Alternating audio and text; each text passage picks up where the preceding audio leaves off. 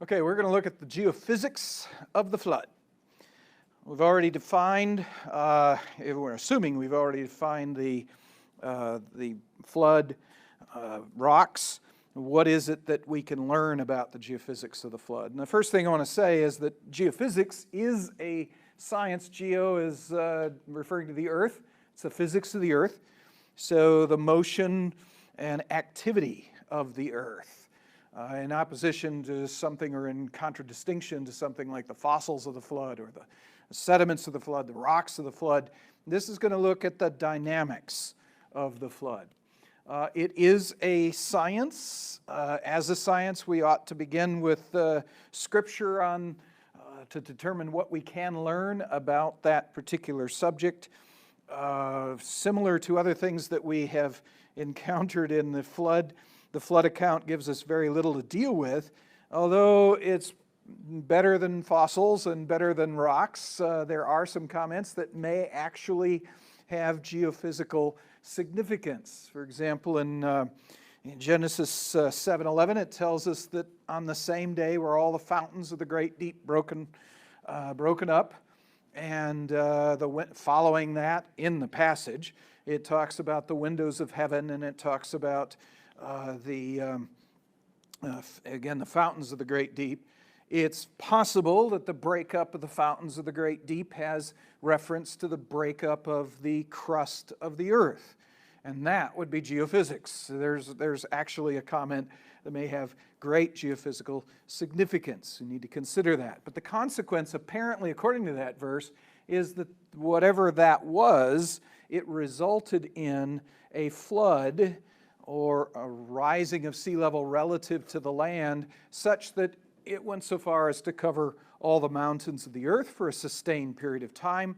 The whole flood event was something in excess of a year of time, and the effect of it, in context, the purpose of it, was actually to kill all humans and all land animals that were on the earth at the time, except those saved on the ark. And it's that particular account of the flood that we're interested in considering. Again, there's a little bit that we can possibly deduce from that passage, but most of what we're going to have to learn from flood geophysics is going to have to be from the world. Looking at the rocks we think are formed in the flood, inferring the nature of things from those rocks. And I'm going to begin with... there's a lot of different places I could begin. I'm going to begin with what I call megaquakes, big earthquakes. Because in the flood rocks, once we've defined the rocks we believe to be the flood rocks, which are what the conventional world would call the Paleozoic and Mesozoic rocks, we have evidence of megaquakes, big earthquakes. I mean big earthquakes. And so I wanted to address a little bit of how I even know that there are such things as big earthquakes. Let's say you've got some water carrying sand, and it drops out the sand into a layer of sand. If you looked carefully at it, microscopically at the sand, you recognize the sand grains are deposited in what you might call a random fashion. There's often pockets in between the sand grains that still contain water. The sand isn't as close packed as the sand could possibly be. Under almost no circumstances do you actually drop sand down in water in a close packed fashion. So there's extra space in here with water in between the grains. If that particular sediment is hit with a significant shock wave of some sort, jostled, if it is shaken, the individual particles, sand particles, will in fact go into a close packed pattern, or at least approach it, move in that direction. In order to do so, though, it's got to push the water out from in between the sand grains. And typically then the water would go upwards into the sediment above. If there's already, for example, layering in that sediment, that water that's rising in the sand will deform the layering that already exists in the sediment. And the deformation of these what were formerly, let's say, horizontal structures, the deformation results in what we call fluid evulsion structures. It exhibits itself after earthquakes, for example. One example of a shock wave running through sediment would be an earthquake wave running through sediment. If it's, and here's an example from the Loma Prieta earthquake, Richter 6.9 on the Richter scale, in the midst of a field. It's shaken up the sand in the soil underneath the surface. It's caused water to rise up to the surface. That water carries with it even sand grains from beneath and creates little sand volcanoes, depositing sand on the surface. It's really strange if you're involved in an earthquake and see this. Is pretty cool. Well, geologists think it's pretty cool. It's really fun to watch the well, you might be standing on a sidewalk, for example. Some great photos from a New Zealand earthquake taken from a person's on a sidewalk, and it's a little jiggly, but you can actually see these sand volcanoes produced right beside the sidewalk and pile over the sidewalk as the person is watching this. With significant, if there's a very significant earthquake releasing a tremendous amount of water into sediments above that which have been settled down, if there's enough water mixed with the sand, you create effectively a quicksand situation. You liquefy, what we call in geology, the liquefaction of the sand. And if anything's on top of that sand, like let's say you've got a car sitting on top of that sand, all of a sudden the car sinks in like it's sinking into water because there's so much water relative to the sand being evulsed from the material underneath into sand that it causes the car to collapse beneath the surface. It can also take out the foundations of houses or buildings, large buildings that have been built upon the sand. Bad idea. We get that idea from the scripture, don't we? You aren't supposed to do that, but people still do it because it's much cheaper than digging all the way down to bedrock. But if you do set your foundation upon sand and an earthquake comes along which liquefies that sand from material underneath, the building just dips in just like the car does, and you end up with buildings falling over. Very strange, but amazing stuff. Now, the other thing is that you can see these kinds of things in sediments. That what I was talking about is things you could see at the surface, but let's say after the earthquake has come along, you went and cut down through the sediment, looking at those formerly horizontal lines that are now evulsed you will see that in cross-section. And here's an example in some Dead Sea muds. Normally flat-lying, alternating light and dark muds that an earthquake has hit at this particular point up. Well, it's actually throughout this. This is a 3-inch section of the muds. Formerly, before the earthquake disrupted them, it's probably looking very much like this.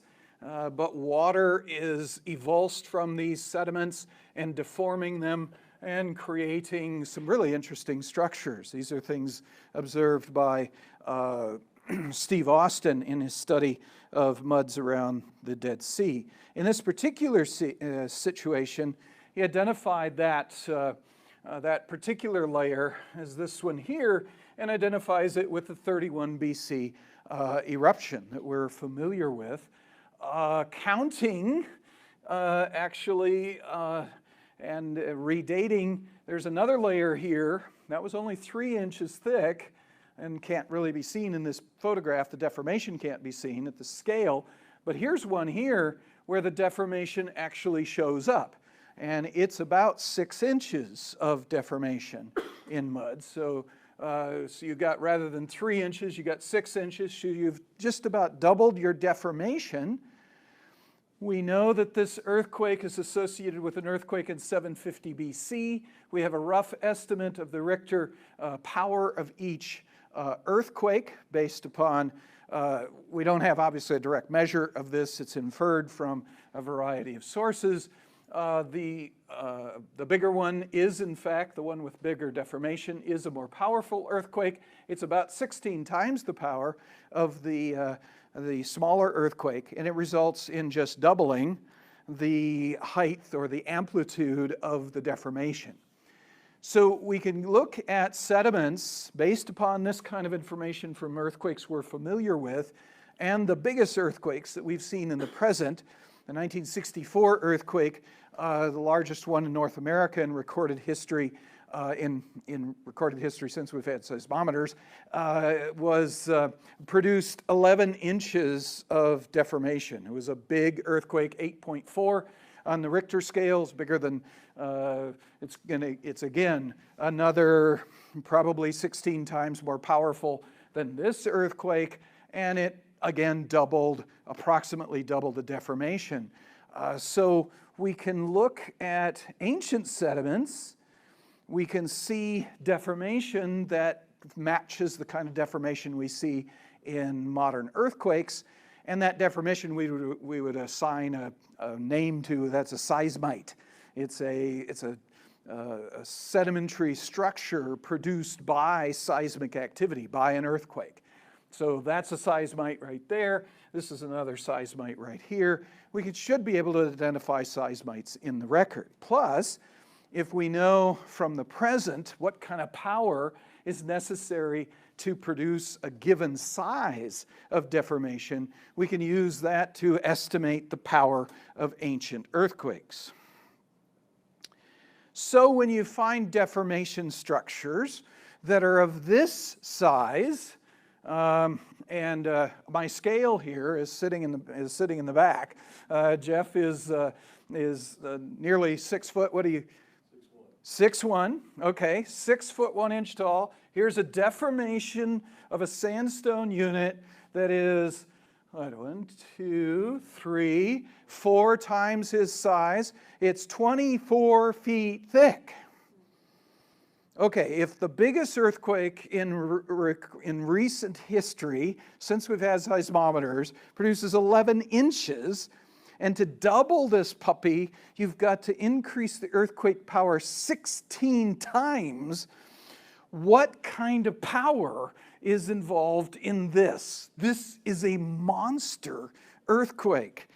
And there are bigger ones, okay? We encountered 30 foot, 35, even 40 foot layers, 40 feet of deformation. These are monster earthquakes, but they're the smaller earthquakes at the end of the flood. There are bigger ones in the flood itself. If you look at, there's an aerial photo looking at a portion of the Grand Canyon. There's a structure along here which is actually an earthquake fault. And we can see, if you go into this canyon and take a look at the wall of the canyon there, with the fault being off just out of view in this image, we're looking at layers of rock sitting over here that are doing certain things before they get to the fault. And they've been deformed by the fault. Now, for scale, there's some humans here. You can't see them hardly, but this is a pretty big structure. If you follow this particular unit, which is the Tapete sandstone, for hundreds of miles, it's pretty much as flat as can be. It's normally a flat-lying unit. It's only deformed here in response to the fault, in response to movement along the fault. We know that this deposit was deposited probably very soon at the beginning of the flood, probably on the first day of the flood or so. It's deformed at the end of the flood. So 1 year later, it's deformed, and it isn't just bent upwards. If you actually trace the rocks, it's recumbent folded at least 3 times, and it's hard to trace some of these particular layers sometimes. We have an incredible deformation that is occurring, and the motion along the fault is indicative of at least 1 mile of motion.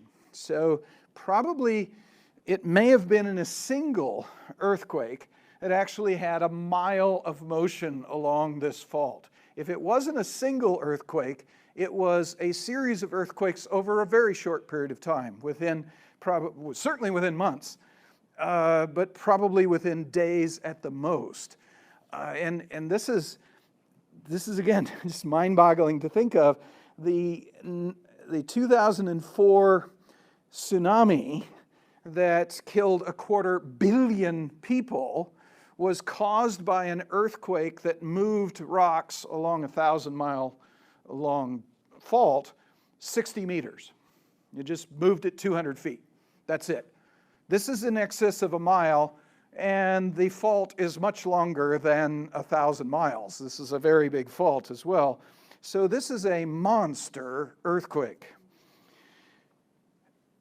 There are bigger ones than that, because again, that earthquake is at the end of the flood, probably at the low end of the power of the flood. Everything I've shown you is the little stuff at the end of the flood. Here we're getting further down in the flood.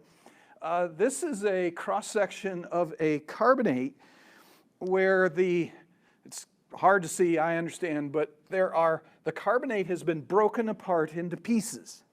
It's been what we call brecciated. So carbonate is something that once it forms, it starts out a lime mud, which is really gooey, but it sets into an extremely brittle rock. Very difficult to bend, basically impossible to bend, so it tends to fracture if it's forced to bend. And if there's sufficient power given to it, it fractures into a breccia, into breaking into sharp pieces. And this is an example of a carbonate unit in the United States that has been brecciated. In fact, there's a series of these carbonate units moving from the southeastern United States across towards the northwestern United States. There's a series of individual limestone units that are brecciated.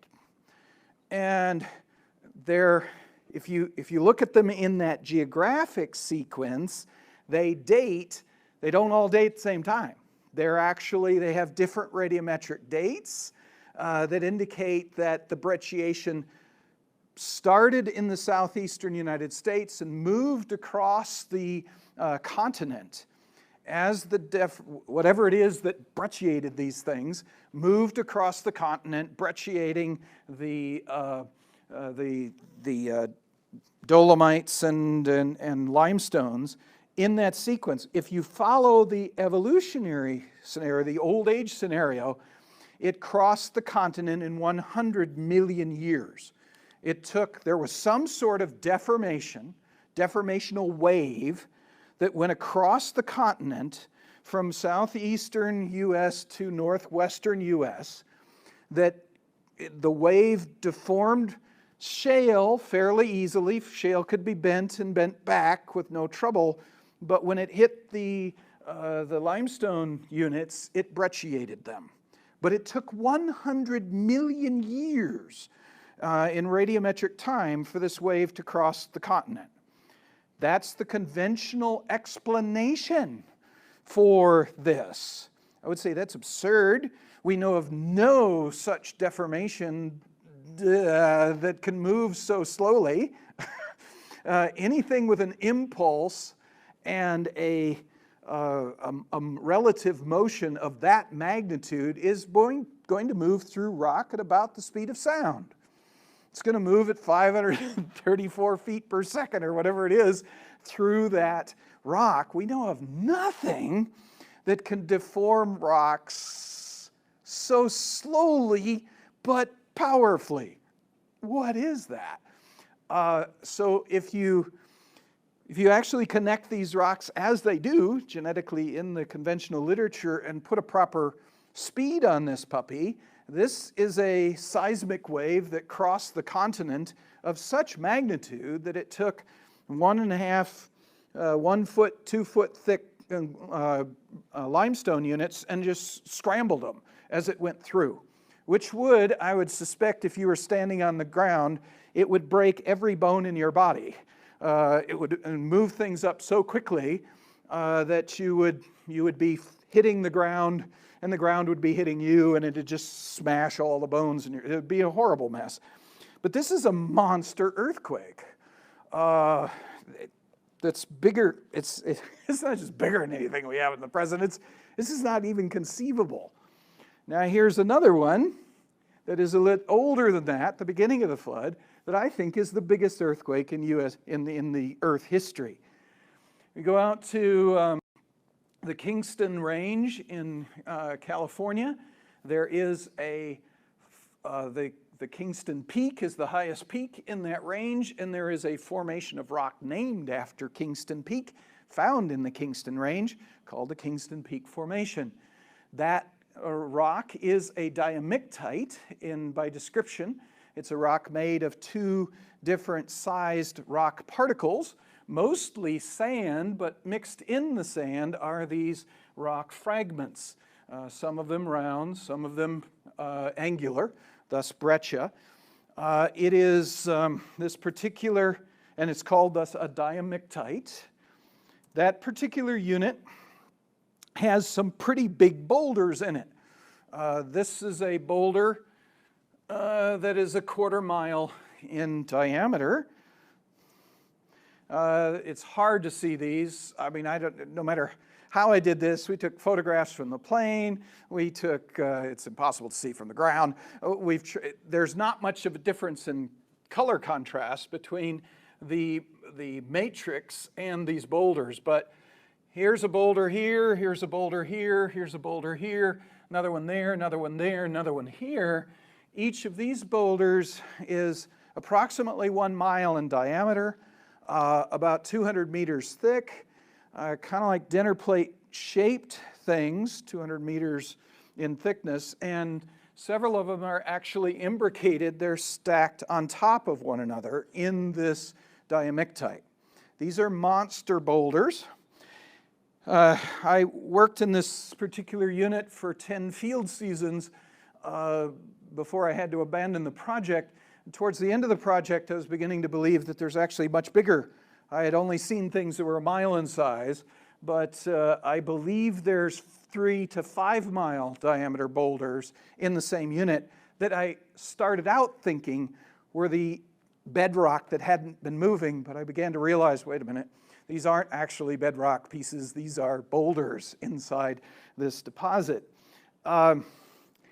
We inferred, in order to explain this, is actually the evidence indicates that this is an avalanche deposit.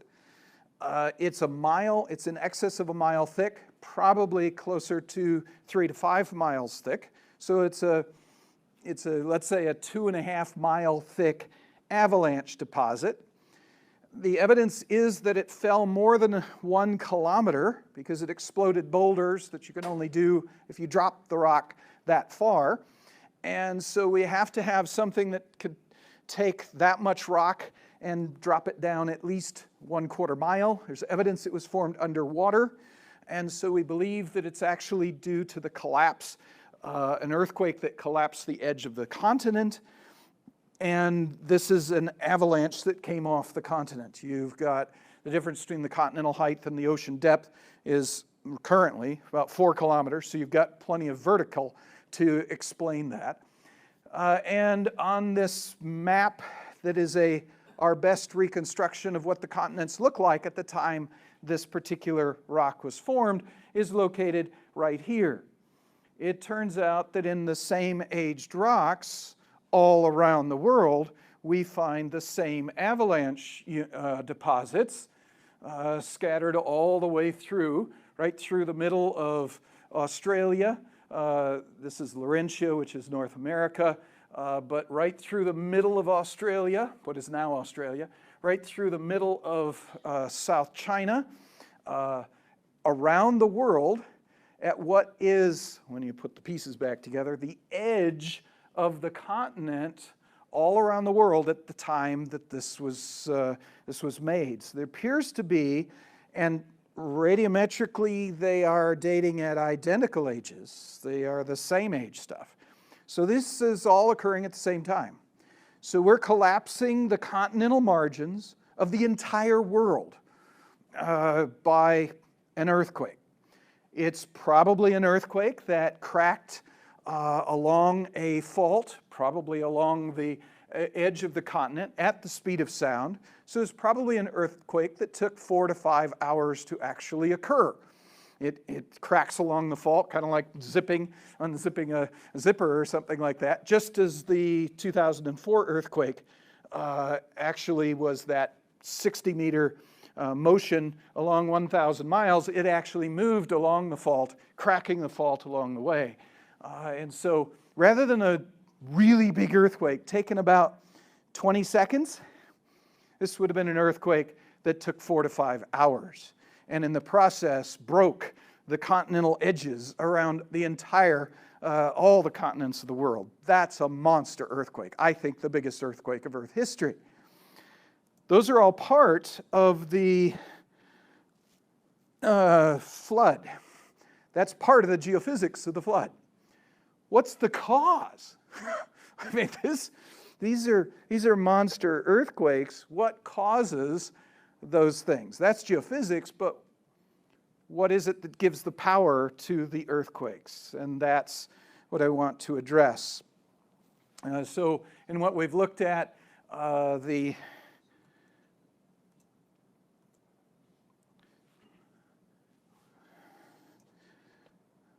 to think here. This is not, I don't think this is the right presentation.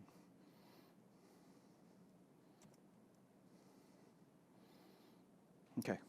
Anyway, we've looked at megaseismites, those big things where Jeff is the scale for. That's the end of the flood, the little guys.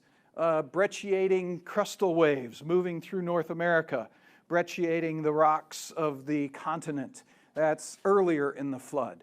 The global collapse of the continental margins at the beginning of the flood. We're probably looking at sort of the pattern is decreasing power through the flood, but awesome, unbelievable power throughout. And what is causing it? My suspicion is plate tectonics is the cause of this. Now, conventional plate tectonics is an amazing theory in geology that explains an awful lot of features on the present world.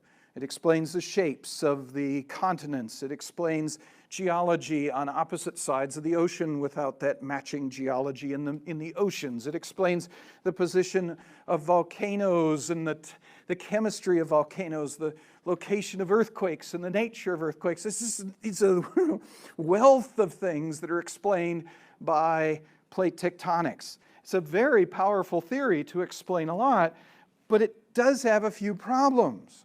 Biblically, it's moving continents at centimeters per year, which is the rate at which your fingernail grows, much too slow to be accommodated in the midst of a global flood. But there's other problems. We can actually measure the continental motion, actually measure current continental motion with satellites. Satellites can look at North America and Europe at the same time and can measure the relative motion between the two. And although the motion is very often within that range of centimeters per year, in many cases the motion's going in the opposite direction as it's supposed to go, and in some cases it's not moving at all. It's a really weird mixture of the direction doesn't make sense, the magnitude average is about right, but something's wrong with the motions. Also, the trenches, which are places where subduction is occurring, and where that occurs, if there's debris here in between the continent and where the plate's going down, it's going to mess that stuff up. But all the modern trenches are full of sediment that's undeformed, as if there is no subduction in those areas. That's just bizarre. We've also got some other things that are interesting. We've got minerals inside mountain chains that are the result of collision between continents, but the minerals in those mountain chains include high-pressure, low-temperature minerals. These are minerals that are formed under extremely high pressure, which makes sense if you bury these things very deeply. They would be buried under a lot of rock and thus be in a high pressure. But if you do that slowly, the way plate tectonics suggests, they'll also heat up to the temperature of the Earth at that depth. And so you can't have high pressure, low temperature minerals. You would have high pressure, high temperature minerals. So how do you explain high pressure, low temperature minerals? And then there's things like diamonds. You all love diamonds, right? I mean, diamonds are found in a rock called kimberlite. Kimberlite is this wild rock that, I mean, that's the best way to describe it. It's a wild rock.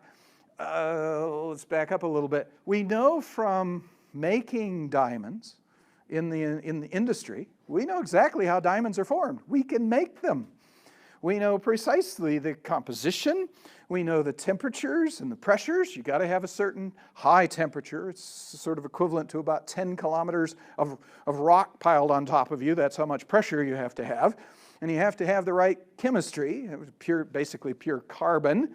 And once you've done that, now there's one other ingredient to the recipe of making a diamond. You've got to quench it just right. The issue is you've got to take it out of that environment. It's under all of that pressure at those high temperatures, and you've got to bring it to atmospheric pressure and temperature in between 5 and 10 hours after you put it at the right temperature and pressure to start with. If you take too long, it simply converts into graphite, and you have nothing worth a diamond. If you do it too fast, it's like throwing hot glass into water. It shatters, and you have tiny, tiny pieces that you can't do anything with. So there's a very precise range here. You got to take it from what, 10 kilometers beneath the surface to the surface in 5 to 10 hours. You can't do it slower, can't do it faster, or you don't get diamonds. So how do we get diamonds? Yeah, in conventional plate tectonics, things move much too slowly to get things up to the surface in such a time. So these and several other things suggest, as amazing as plate tectonics is, something's not quite right. And the rest of the answer is basically the bottom line is speed up plate tectonics about 3 billion times and you got it. Okay, that turns out to be the answer, we think. We got a group of scientists together back in the late 1980s and early 1990s. I heard a talk by Russ Humphreys and a talk by John Baumgartner, and I thought, whoa, these puppies can be put together. And so I was rooming with Steve Austin at that conference. I sat down with Steve and I said, we got to talk with John and Russ, and we ought to be able to put together, I think we can put together a flood model. We got together, we added in time Andrew Snelling and Larry Vardaman. And the reason we did this is because John Baumgartner is a physicist, Russ Humphreys is a physicist. These guys have their heads in the clouds. They know nothing about reality. They create, John was creating imaginary models. You got to make sure that it corresponds with real rocks. So you need to combine these with people who, rock heads, people that got rocks in their heads. Steve is a soft rock geologist. Andrew is a hard rock geologist, and I'm a paleontologist. So the idea is, let's bring these physicists in out of the clouds. Let's connect them with real world. There were times when John would say, this is what's going to happen, and he'd go, no, you just evaporated all the critters on the planet. I'm holding out for the, You can't do that. You won't have any fossils, so you got to ease it back a little bit. And there were times when Andrew would say, "No, wait a minute, that isn't what the volcanic sediments would indicate," and so on. We added Larry Vardaman working on the atmospheric physics. John basically worked on the mantle of the Earth. Russ was modeling the core, the outer core of the Earth, and Larry the surface of the Earth. So when you put the six of us together, it isn't everything. It doesn't cover the whole spectrum, but it covers most of the fields of geology and physics that would be necessary to put together a flood model. It wasn't just a random group. It wasn't just a group interested in the project. We specifically put together people who were capable, who could potentially at least be capable of creating such a model. And ultimately, the model looks very similar to a proposal made in the 19th century by Anthony Snyder, a person who had an idea about the origin of the Earth but couldn't get his publication published in the United States. He ultimately only got it published in France, La Création et de ses mystères dévoilés, The Creation and Its Unveiled Mysteries, is the title of his publication. And in his publication, he actually draws out, this is 1859, it's amazing, he draws the continents in a position that might be all familiar to all of you, the Pangea reconstruction of continents with South America tucked into Africa, North America into Europe, and so on. But this is unheard of in the 19th century. This is crazy.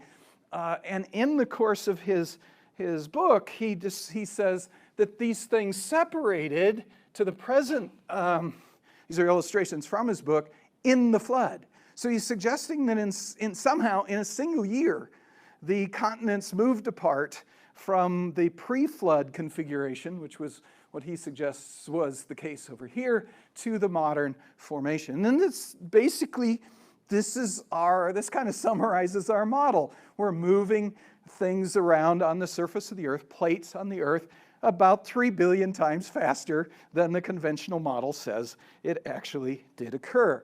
In our model, we start with an Earth that is very much like, in large part, very much like the way it is now. The current Earth has a core mantle and crust. The inner core of the Earth is presumed to be a solid iron-nickel core. We know the composition because of the total mass of the Earth, which we can calculate because of its gravitational effects on other things. So we know its total mass. We know the type of material that's out here in the outer portion of the Earth.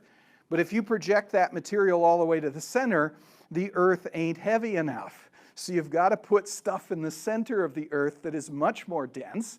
And based upon meteorites that have a set of compositions, one set of compositions that is iron-nickel, another set of composition that is similar to the mantle of the Earth, and another set that's similar to the composition of the crust of the Earth. And approximately 80% of the meteorites have a mantle composition, approximately 20% have an iron-nickel composition, and a very, very small, almost insignificant percentage of them have a composition similar to the crust of the Earth. We then project that iron-nickel composition onto the center of the Earth, and it gives us and we know the size of this from seismic waves, it gives us the right mass, total mass for the Earth. So we presume that there's an iron-nickel inner core and outer core. We separate these two because earthquake waves going through this, certain types of earthquake waves go through both cores without any trouble whatsoever. Compressional waves, waves that move the material forward and back, can go right through the outer and inner core with no difficulty. But transverse waves, waves that move material laterally and thus rely on shear forces, do not go through the outer core, which suggests that the outer core is in fact liquid. And we estimate its viscosity to be similar to the viscosity of water. So it's a very thin liquid, but it's iron-nickel. But then there are compressional waves that go through the outer core, get transferred into transverse waves through the inner core and back to compressional waves through the outer core. So we know, and it's complicated, but because each time it deflects the pattern a little bit, we know from the shadow of waves on the other side that there's an inner core that's actually solid in the midst of that liquid core. That's about half of the radius of the Earth, but collectively only 20% of the total volume of the Earth is occupied by the core. 80% of the volume of the Earth is mantle. With a different composition, it's a silicate mineral that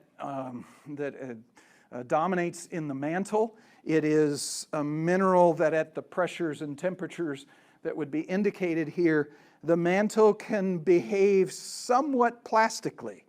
It's not brittle.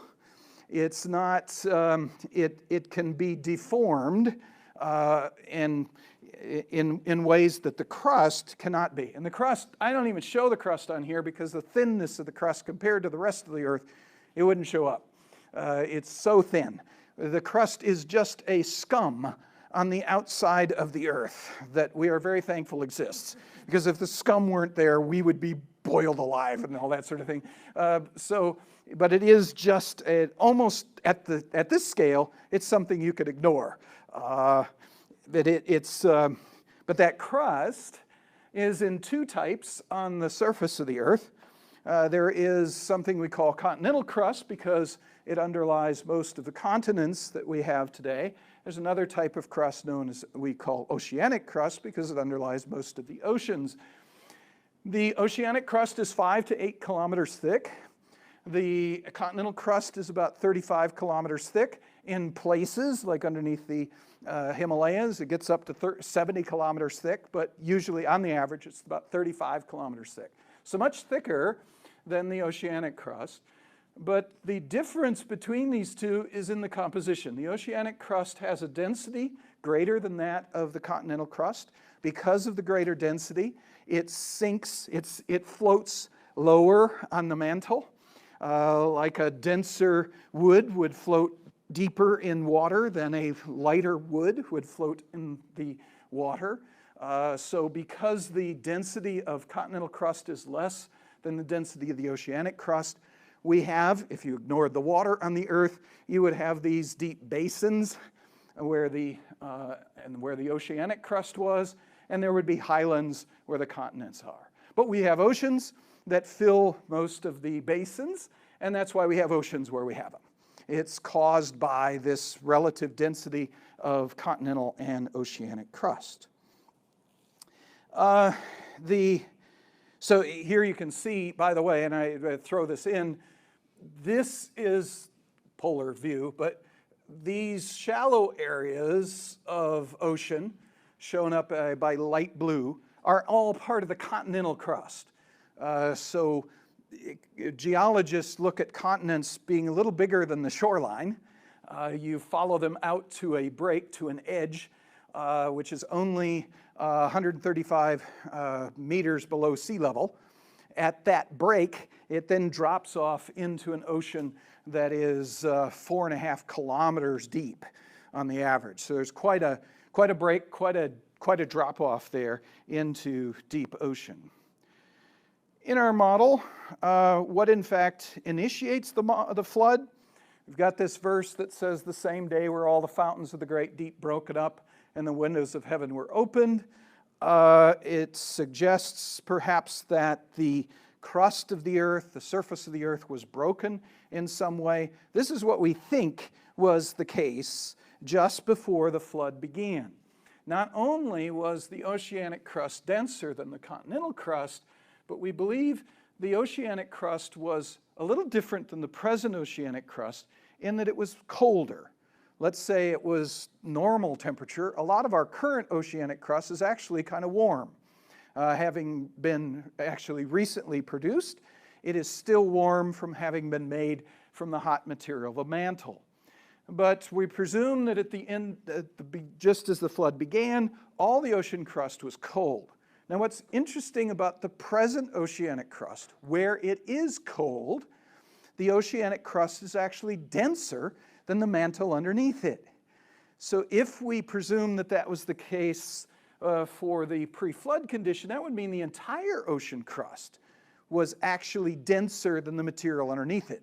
That's an unstable condition. We suspect that wasn't the condition from the beginning. We suspect that probably something happened at the fall that created that inversion of density, that the upper mantle was stronger in the pre-fall world, and that maybe it was the buildup of heat from radioactive decay between the fall and the flood. We don't know, but we suspect that in the original creation of the world, there was not this unstable condition. But at the beginning of the flood, we basically had 70% perhaps of the Earth's surface was floating on top of stuff less dense. There's denser material floating atop less dense material. If you just, and you can do that, you can take a sheet of aluminum and put it on water if you're really careful. Now, as soon as you let the edge of that aluminum slide under the water, man, that puppy goes down. But you can maintain that condition for some time, and we suspect that that was the condition just at the beginning of the flood. What then dipped the tip of the crust into the earth? What started it all? We don't know. The answer is unknown. Could it be a terrestrial cause? Could it be, again, could it be buildup of radiometric heat energy that kept increasing that difference in density to where it just couldn't handle it anymore and just collapsed? Could it be that something came in from the outside and pushed the edge down someplace, or pushed the middle down someplace? Could it be a meteor that hit it, or a comet that hit it? These are things that we don't know. Could it be, and John Baumgartner suggested somewhat tongue-in-cheek when it was originally suggested, but we always thought it was kind of funny. When he suggested it, he was, and I think he was serious. I don't know. We weren't sure if he was tongue-in-cheek or not, but he said he thought it was so close to breaking on its own that it was God slamming the door of the ark that was the last straw that caused the whole thing to occur. I kind of like, I mean, it's aesthetically pleasing. I kind of like that idea. It may not be true. And the other could be just, finger of God. He just said, okay, that's enough. and that's all she wrote. I don't know. So we just don't know about that. We still don't know about that. But what happened in our model is that three things occurred simultaneously. And I can't hardly talk about one thing at a time, so I can't talk about three things at a time. But these three things, subduction, mantle-wide flow, and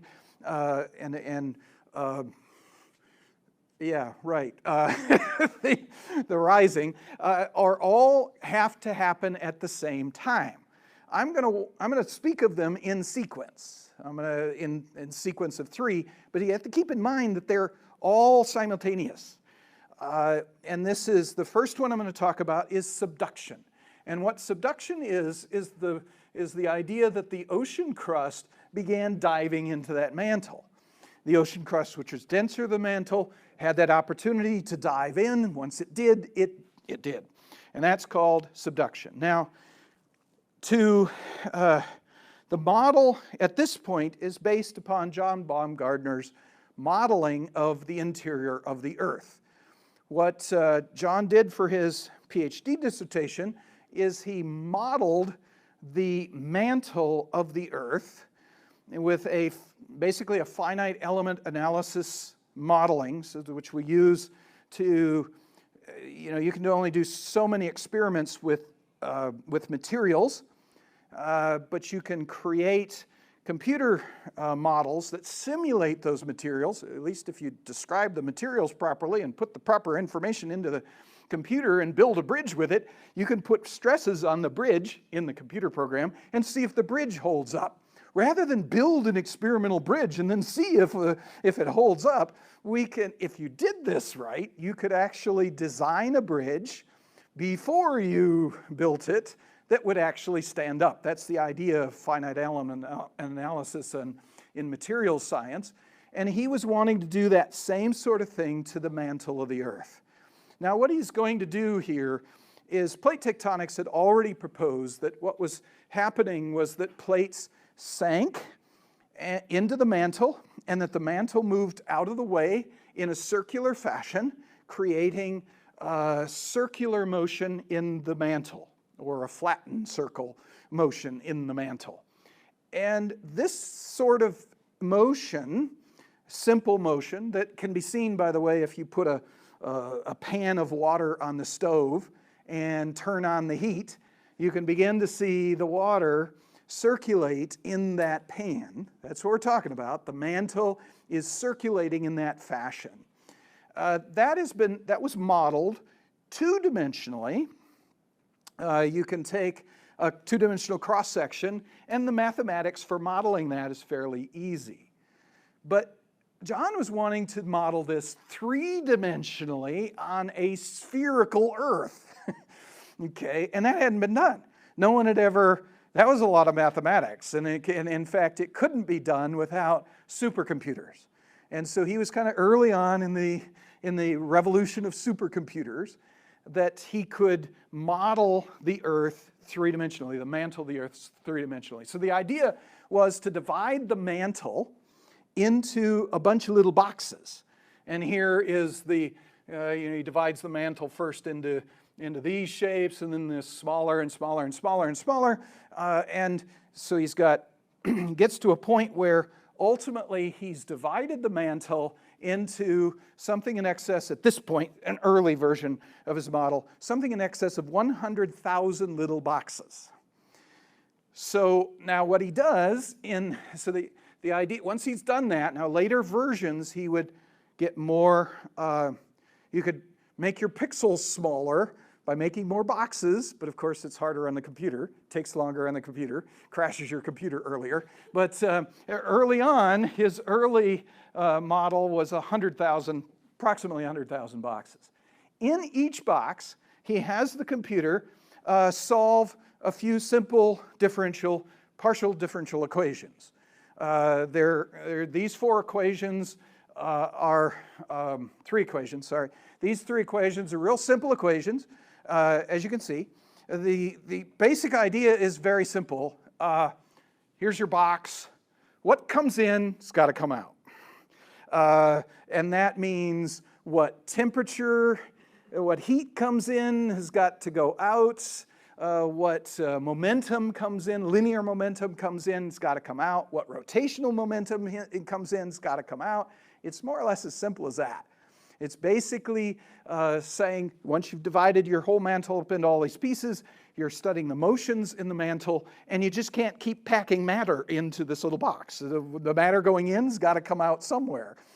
So he's got to do this in each box simultaneously over the entire mantle in 100,000 boxes all at the same time. This is where it becomes, impossible for the human mind or a simple mathematics. It's where you need the supercomputer to do the project. And here's an example of a supercomputer that he used relatively early on. He first had Cray computers as they were being developed. Then he got to where he used this particular computer in Japan. I mean, this is in a day when we're making computers out of our watches, this sort of thing. We still have computers on this planet that fill rooms.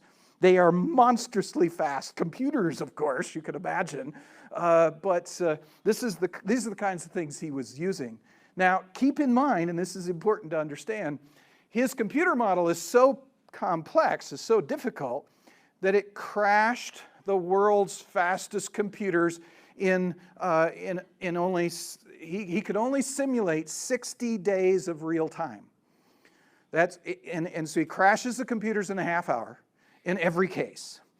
And now, it's been a long time since he started this in the 80s. We've gotten faster computers, but he's he's creating software. He wants things to get better and better, right? So about the time they come up with a faster computer, he's put more boxes in there. So over time, He continues to crash the world's fastest computers in a half hour, and he's never broken the 60-day boundary. He can't simulate more than 60 days of time, which out of a 360-day year isn't bad. 16, 17% of the, but it's not the whole flood, okay? This is just the beginning of the story, or maybe the middle of the story. It's just a little part of the story, but gives us hints as to what might actually have occurred in the course of the flood. And basically what happens here in the model is the crust. So he's going to represent, this is a two-dimensional picture of cross-section of the mantle. He's doing it in 3 dimensions, but you can't see that, you know. So we're just going to take a two-dimensional cut through the mantle. So this is the base of the mantle. Core would be down here. The crust is up there at the top. The red represents the initial temperature of the mantle at various places. So the red down here is not the same temperature as the red up there. The red down here is the temperature of the base of the mantle normally at the beginning of the simulation. The red up there is the temperature of the mantle at the beginning of the simulation. In other words, here it's close to 0 degrees centigrade. Down here, about 1400 degrees centigrade. Here it's about 3000 degrees centigrade. So, this is, the red represents the initial temperature. And now what he does is he has a slab on the surface dip down into the mantle. He's going to see what happens to the slab. Here's a slab being represented. It's cold relative to the temperature of the mantle. As it goes down into the mantle, it's got to displace the mantle. You have arrows indicating how the mantle is moving in order for the stuff to go down into the mantle. As it does so, the mantle moves along the side, or the plate slides through the mantle. There is frictional heat that is built up along the sides of the plate. Also, as the plate drops down, and early on, this is a pretty big resolution. It's about 200 kilometers, which is much bigger than the plate really is, but that's the resolution he had initially. It's going to move the mantle material away as it dips down. It deforms the mantle. If you take a rubber ball and squeeze it and deform it, it'll warm up. So deformation of the mantle also heats the mantle. It heats both the mantle and the dropping slab. And the key here, though, is that the material of the mantle and the material of the slab, the viscosity of the mantle is related to is inversely proportional to the temperature to the 4th power. That's really cool. Yeah, you didn't understand. What that means is if you double the temperature, it drops the viscosity to 1/16 the viscosity it had before. So the more you heat it up, the more runny the mantle gets. So as the slab goes into the mantle and heats up the mantle around it and deforms the mantle, thus also heating the mantle immediately around the slab gets runnier, which causes the slab to increase its speed. Increasing its speed heats it up even more, it accelerates. So in his model, the slab accelerates up to about 1 meter per second, or several meters per second. Unlike conventional plate tectonics suggested, where it's only moving at centimeters per year, his slabs are sinking at meters per second. And so rather than continents moving at the rate your fingernails grow, they're moving about as fast as you can run. This is not continental drift, this is continental sprint. Because attached to the other end of that slab that's being pulled into the mantle by its own buoyancy is a continent that's pulled along the surface as fast as the other end of the slab is being pulled into the mantle. And so it stretches and it heats up. You can see the heating in the colors here. And looking at now a cross-section across the entire mantle, some 20 or 30 days into his simulation. He's got, again, now here, these various illustrations by John, he kept changing colors, so it's going to be confusing. But in this particular case, green is the original color, is the original temperature. So, and it's kind of nice because green's in the middle, right? So anything that is going towards the red is increasing the temperature. Anything that goes towards the blue is decreasing the temperature. In other words, sometime after the simulation, it went from green to blue. This area cooled. This area heated up. And so what we see developing, and then we got arrows to indicate motion. Here is a slab that's moving along the surface and diving into the mantle. Because the slab is cooler, it is showing up as a cooling of the mantle. But notice there's some other things that come in. This is the subduction. I can't point out the other stuff yet. This is where the subduction is occurring, and it's occurring over here on the opposite side of the world. Subduction is cooling the mantle. There it's showing up on a simulation. Two places on opposite sides of the world where subduction is occurring. After playing around with a number of continental configurations, John settled on this continental configuration to start with, and I know this is confusing.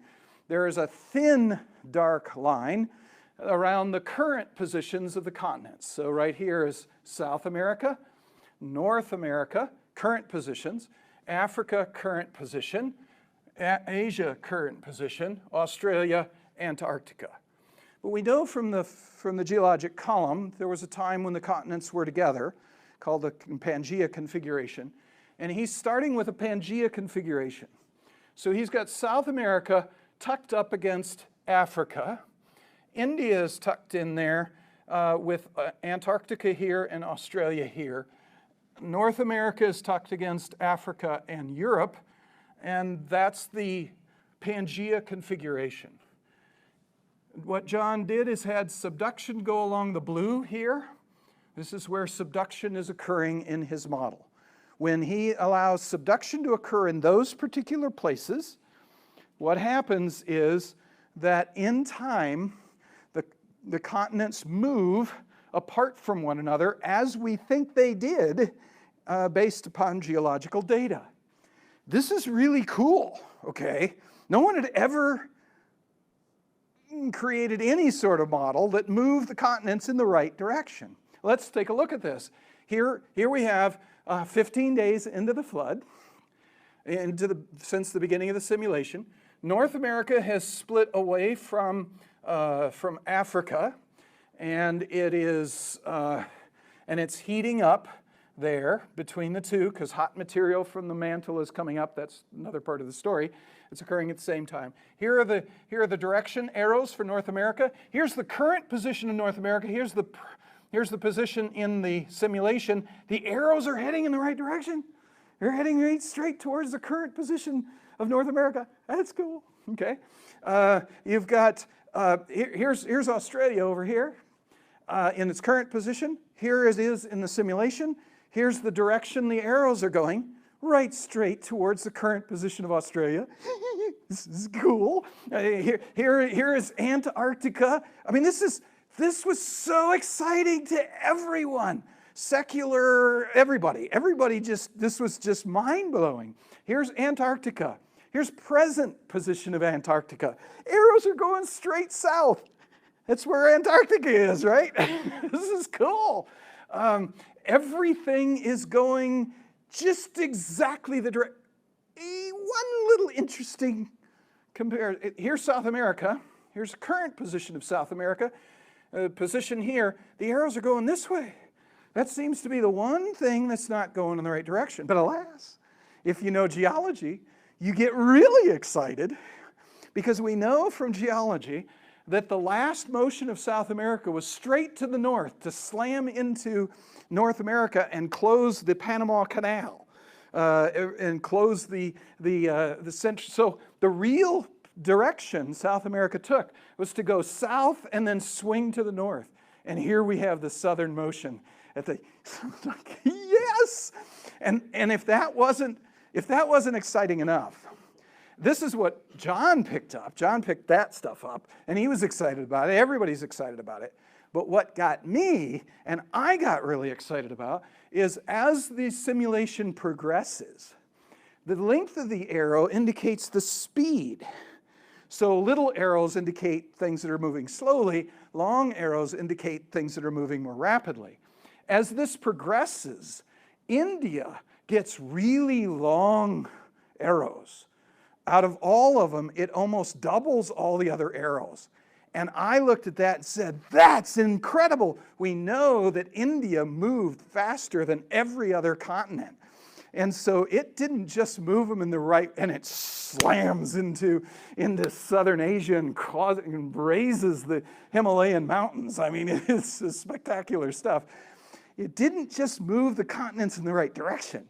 It moved them with the right relative velocities. Mind-bogglingly amazing. This is cool. Okay, this is 15 days into the flood, 20 days into the flood. 20 days, it's moved this far apart. Now, what's also cool about this period of time when John is actually publishing this in the secular literature is he would publish these diagrams, black and white, they weren't as pretty as this, in the technical publications. Off to the side over here, and I blocked it out because it's all messy. You've got all sorts of information there, lots of numbers, and included there was the time, colon. It would be, in this case, 2.5 times 10 to the first days into the simulation. I mean, it's right there. And it's in the publication. It tells you how long it's been since the beginning of the simulation. It would be published in the article with this caption underneath it, with this stuff all here. It says, here's the position of the continents 25 million years after the separation began. I mean, if you look carefully at the publication, it's right there. You can't do this slowly. It doesn't work slowly. It stops completely. Boom. It don't go nowhere. It accelerates into speed, or it doesn't do anything. And so it was exciting to the world, but they had to modify it just a little bit, like slow it down a lot, 3 billion times to make it work. Here, the opening of the Atlantic is seen here in the Arctic, the opening of the Arctic Ocean. Here you see Australia moving away from Antarctica, Antarctica swinging to the current southern position. Amazing, cool stuff, but that wasn't the only part that was cool. Here is his simulation. What he's doing here is he's looking inside the mantle, taking a sphere inside the mantle at, I believe this was 250 kilometers beneath the surface, something like that. And what he's doing, there's a slab, there's a ocean slab which is diving underneath North America.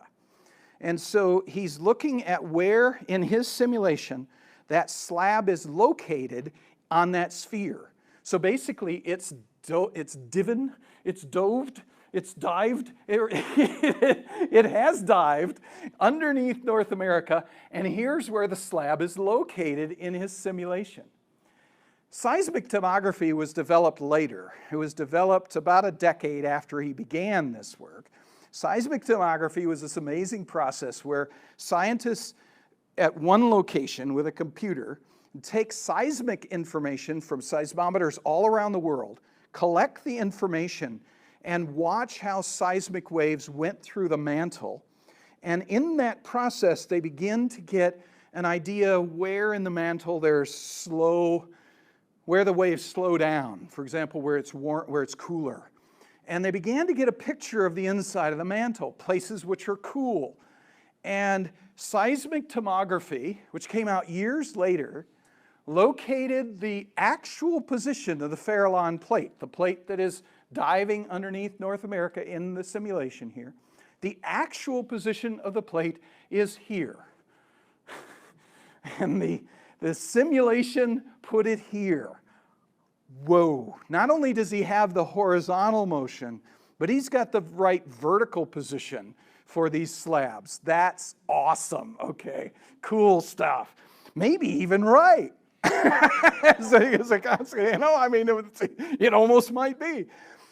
That having been said, when I first saw his subduction zones, like here's North America. He's putting a subduction zone along western North America. There ain't no evidence, put it that way, in the conventional wisdom, if you have convection, if you have subduction, there is evidence, geological evidence of that subduction. But there's no such evidence of that subduction in western North America. So my first response to this crazy idea of having subduction over there is, you gotta be kidding. That can't be true. But Steve Austin and I spent a decade looking at the rocks out there, and we came to conclude that the best way to understand those rocks is that a continent that had an edge out there, what is now California, wasn't there at the time. California is nothing but a bunch of debris that was torn off the continent and dumped out there. So the original continental edge, so yeah, California is just a bunch of junk. The more or less along the eastern border of California was the old edge of the continent. And at that point, we reconstruct, our understanding of the rocks leads us to a reconstruction of the edge of the continent such as this, and then a collapse of the continental margin there, which is very consistent with the idea of subduction breaking. The plate that was sitting there broke off of the continent and began subducting. That would explain the rocks we see in this area. So I came in here believing there's no evidence for subduction. I'm going to go show them wrong. And alas, we find amazing evidence of an astonishing earthquake that in fact cracked the entire surface of the earth along 50,000 miles and collapsed the margins of all of the continents of the earth. So there's actually physical evidence for him putting this subduction where people wouldn't have expected it. And as a consequence, well, I'm going to skip through this.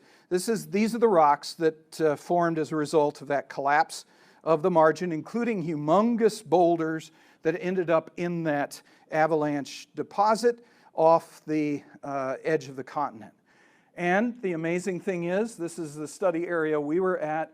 We find the collapse evidences all around the world on the edge of the continent as it would be constructed at the time of the beginning of the flood. So there seems to be good reason to believe that in fact the edges of the continents of the world collapsed at the beginning of the flood, caused by an earthquake that is very reasonably explained by the ocean crust of the world beginning to subduct underneath the continents, or suddenly subducting, beginning the subduction underneath the continents. Amazing, astonishing, global collapse of continental margins that actually makes sense in the light of this model. That also brings to mind the possibility that the evidence we had for the global collapse here was a diamictite of a particular type, a particular kind of a rock known as diamictite. That's not the only place where we find diamictites. We find it 2 other times, big scale, on in the flood sediments. So this suggests that this accelerated plate tectonics might not only explain the diamictites here, but also explain the diamictites in these other positions. We have sufficient power in this mechanism. With continents moving at such an incredible rate, earthquakes are generated of unimaginable magnitude that it would explain collapses, whole-scale, worldwide collapses of geologic structures and the production of diamictites worldwide. It would also have sufficient power to in fact create deformational waves that go through continents sufficient to brecciate dolomites and carbonates. There is no other mechanism we know that has enough power to actually make breccias of carbonate, but this has sufficient power to do so. In addition, we have the megaseismites that we know of at the top of the column. They're probably throughout the column. We've only begun to look for them and to find them. But again, we have in this accelerated plate tectonics, 3 billion times faster than present tectonics, we have sufficient power in earthquakes to explain the features that we find in the geologic column. In addition, we have some other observations in the geologic column that become explainable for the first time with this kind of a mechanism. We have something called low-angle detachment faults. By these we mean faults that are almost horizontal. I mean, they're less than 2 degrees, 2 degrees slope, and we've got huge rock piles moving along these faults. Something with such a low angle, how do you get something to go down such a low angle when you're talking about a rock, not just a rock, a mountain, hundreds to thousands of feet of rock moving down such a mild slope? It's not going to be doing it by any mechanism we have in the present. But the earthquakes generated by this process would create a continuous vibration which has sufficient energy to actually vibrate rocks down low slopes. And in fact, we've got evidence of detachments that occur very quickly. They're hit by major impulses, and then the rocks hydroplane down these surfaces. It's astonishing stuff. Not explainable with conventional motion of rocks, but is fully explainable with this mechanism we're talking about here. So the subduction that is hypothesized in catastrophic plate tectonics, what we came to call CPT, catastrophic plate tectonics, or I wanted to call it catastrotectonics, in fact involves the first of 3 things that are happening simultaneously is rapid subduction.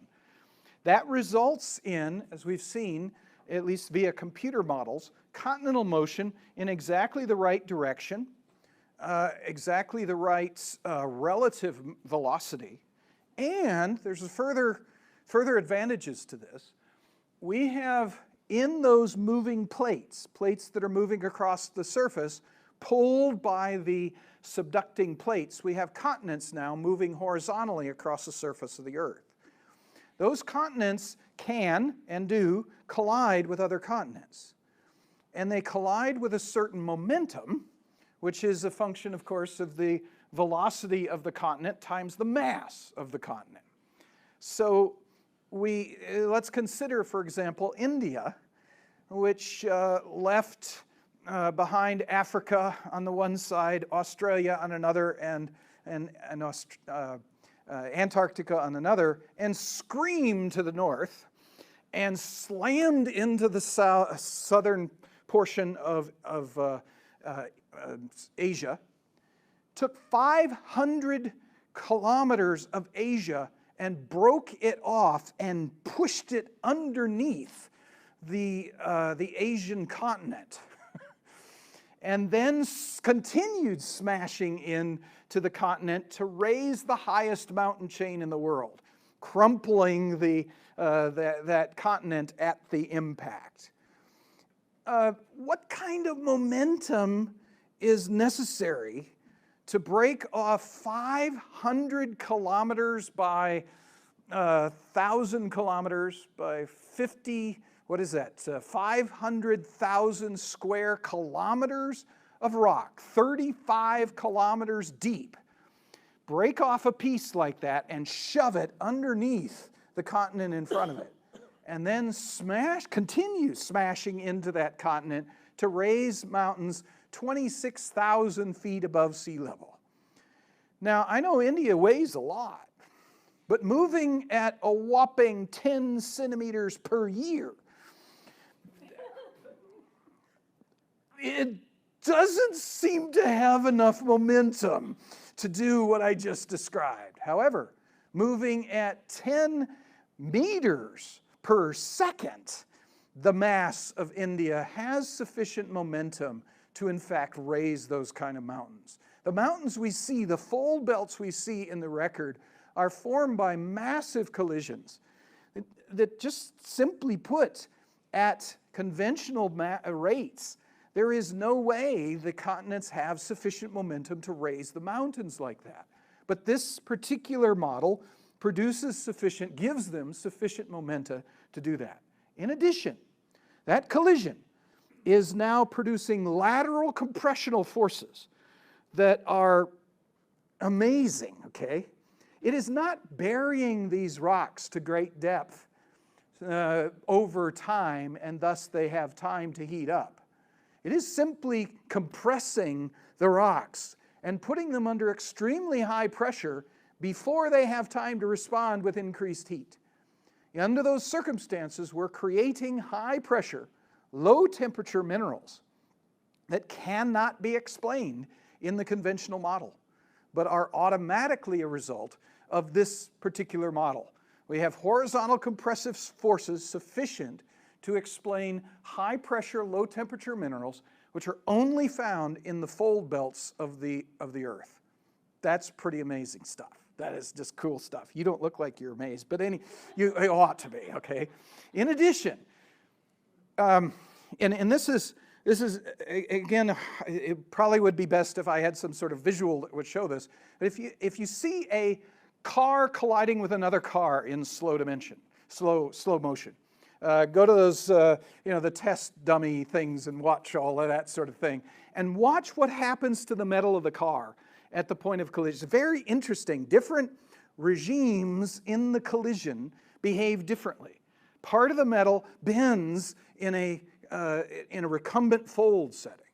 Other portions of the metal break catastrophically and are run over the top, what we would call a thrust fault in geology.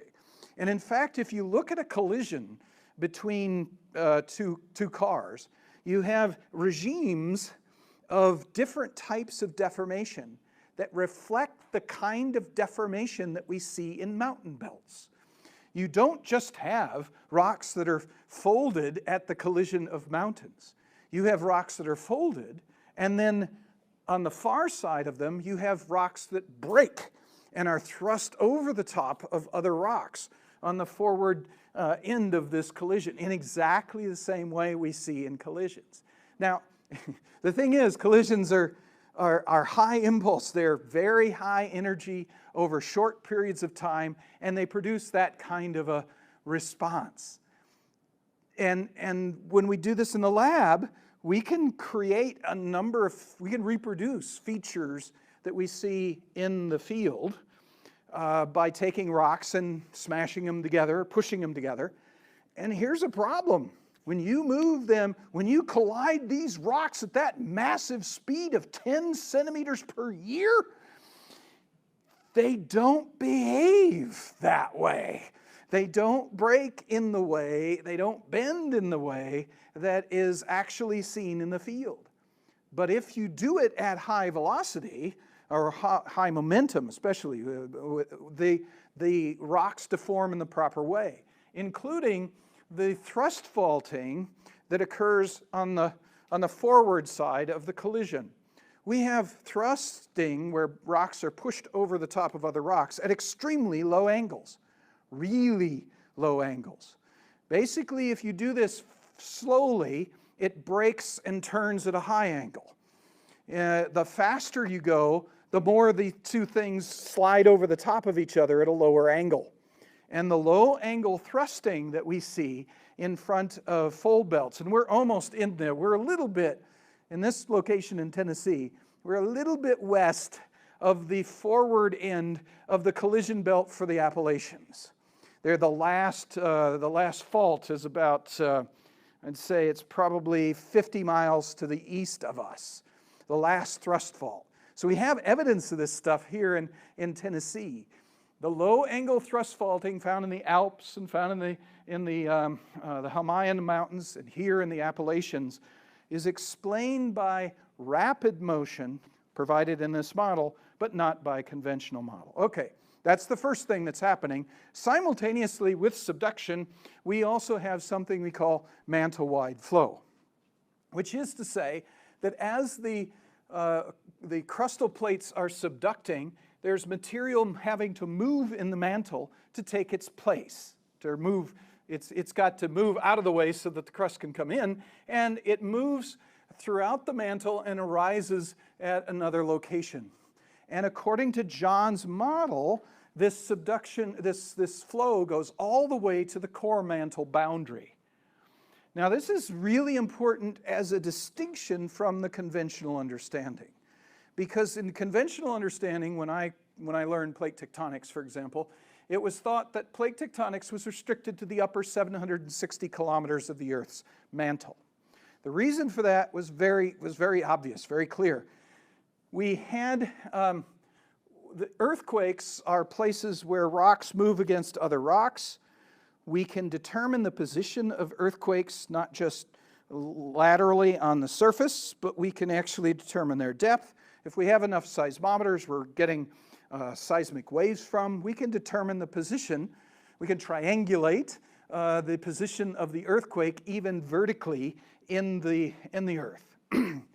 And we can actually watch the earthquakes underneath the subducting slab. We can see the earthquakes in the earth get deeper and deeper and deeper as the slab gets deeper and deeper and deeper. Not only that, but we have the ability to differentiate between an earthquake that's caused by compressional motion, two rocks moving against one another towards each other, or rocks that are being stretched apart, or rocks that are being moved side by side. These are called earthquake mechanisms, again with multiple seismometers, determining what type of wave. Several types of waves are shot out by the earthquake simultaneously. Some are compressional waves, some are lateral waves, some are surface waves. The multiple waves run at different speeds, will arrive at the seismometers at different times, and when you have enough of these, you can determine, that's a compressional earthquake. You can not only locate its position geographically, latitude, longitude, but its depth and whether it's compressional or extensional. And so we can tell that these are all compressional earthquakes in the slab as it's moving down. And that's fine as long as the slab is, as long as the earthquakes are less than 670 kilometers beneath the Earth's surface. But something happens at 670, because we have no earthquakes beneath 670 kilometers, number one. Number two, the slabs that have earthquakes at 670 kilometers I'm sorry, I said that wrong. The earthquakes that we find inside the slab are extensional earthquakes. The slab is being pulled, it's being stretched into the mantle. And that is true to 100 kilometers, to 200, 300, 400, 500, 600. But at 670 kilometers, all the earthquakes in the entire plate become compressional. And so, no, we don't have any earthquakes deeper than that. So what it appears is the plates are being pulled down, and there's a wall at 670. And they hit the wall, and it compresses the entire plate, and they can't go any further. And that's true of all the modern plates. So it was generally assumed that there's a barrier beyond which subduction cannot occur. So it was thought that the mantle only circulated in that upper 670 kilometers. And that's what I was taught when I went through school, because, I mean, the evidence is obvious. But when John ran his model that moved the continents in the right direction up here, the plates were moving with sufficient momentum that they actually punctured whatever that boundary is. And we know that there is a boundary at 670. That's a place where the density of the Earth is such that the major mineral in the mantle, which is olivine, actually assumes a different configuration and becomes more dense. And so the density of the mantle has a step up. at 670 kilometers. So there is sort of a wall. It's a thicker place, if you wish, at that point in the mantle. But in John's simulation, the plates are moving apparently with sufficient velocity or momentum that they actually puncture right through the 670 barrier, and mantle-wide flow is initiated. Now, when his model was done and this was proposed, this was out of this atmosphere kind of craziness, because it's clear that subduction doesn't go below that point. But his model had mantle-wide flow. And you can see it here again in the same diagram I had before. The arrows indicate that not only do we have the cooling in the subduction zones, but you've got arrows in the entire mantle. It's motion in the entire mantle. The whole mantle is actually overturning in this process. And here you see what's happening. Oh, this is really cool stuff. I'll back that up in case you didn't catch that. But you start with cool stuff at the top, hot stuff at the bottom, and then what happens in time. I've got to back it up one more in order to make it do that. If I can, doesn't get stuck. Oops, back up, there we go. Okay, watch so you've got material sinking into the mantle, hitting the base of the mantle, then moving laterally, and then rising. We haven't got to that. That's the third thing that's happening at the same time. But this is flow in the entire mantle that's occurring as a consequence of his model. Now, at the time that he made this initial, I'm going to say prediction, because his model said that there should be mantle-wide flow, but everyone said, no, it can't be, it can't be. We had no way to test this idea. It was just a crazy idea that seemed to be counter to the evidence that we had. But what began to be developed in the 1990s, late 1980s, John did this stuff initially in the 1980s, and so he made this prediction in the 80s. By 1990, they had developed a method called seismic tomography, which allowed them to look into the mantle, sort of like a sonogram. Like you would take a sonogram to look at a child in the womb or something like that. It's the same kind of idea. It's using earthquake waves to bounce off of things and get a picture. And just like the pictures of babies have gotten a lot better with technology. I remember when we got them when I was younger, when my kids were, it's like, what? That don't look like nothing. That looks like nothing at all. Are you kidding? Boo. Now we got these crazy things that, my word, there's the kid's arm, and they're sucking their thumb, and oh my word, that's amazing. And the same thing happened in looking at the interior of the earth. Initially, we're getting very fuzzy pictures of just the very shallow portion of the mantle. But as time went on, the technique improved, and we began to see more clearly, more deeply. And it was really fun to watch it during the early 1990s, because they were reaching further and further in, 100 kilometers into the earth, 200 kilometers, and it was very exciting because they could see the cold material underneath the subduction zones, just where they were supposed to be. Very exciting. They go 200 kilometers, it's still there, good, this is perfect. 300, 400, 500, 600, they're going all the way down, and it's beautiful. The cold stuff goes right down beneath the subduction zones. They go to 700 kilometers, 800 kilometers, and it keeps on going. And all of a sudden, the party kind of settles down a little bit. It's like, well, what's going on? Let's adjust, something must be wrong. But alas, the cold zones went right through the increased viscosity zone and kept on going. Now, it took until late in the 1990s to get all the way to the core mantle boundary, but it was traceable all the way down. Mind-blowing. Okay, now another thought. If, in fact, John's model is correct and reflects something about reality that occurred during the flood, then if these cold slabs are dropping at meters per second, they've got 3,000 kilometers to go to get to the core mantle boundary. It's going to take them a while, okay? Meanwhile, the mantle's really hot. It's going to be melting them. How long is it going to take? Well, 5 to 8 kilometer thick slab will take approximately 10 million years, maybe even as much as 100 million years to melt away. So in a flood model, where it's dropping at meters per second and getting there in a few weeks or months, it hasn't melted away. In fact, it's only 4,500 years ago, so they should still be there, right? So in this model, these cold plates, they're starting out at the temperature of ocean water. Let's say it's close enough to 0 degrees centigrade. They're dropping into the mantle. All the way down to the base has got 3,000 degrees centigrade temperature down there. And you're going to pile these things up. Now, they can't go into the core because the core is iron nickel, much, much denser. So they're just going to pile up down there, theoretically, into a pile of cold stuff.